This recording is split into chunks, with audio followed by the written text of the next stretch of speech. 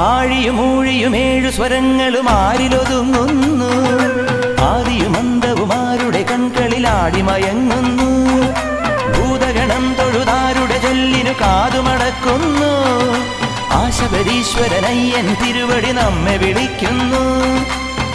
ഇരുമുടിക്കെട്ടുമായി ഇതിലെ നീ വരൂ, ഇവിടെയാണ് എന്റെ പൊന്നമ്പലം. ശാസ്താവേ ശരണമുഖം, കല്ലും മുള്ളും കാലദോഷം. അയ്യപ്പ ശരണം ശരണമെങ്കയ്യപ്പ, ശബരിനാഥനേ അഭയം നീ. പത്മനേത്രായ നമോ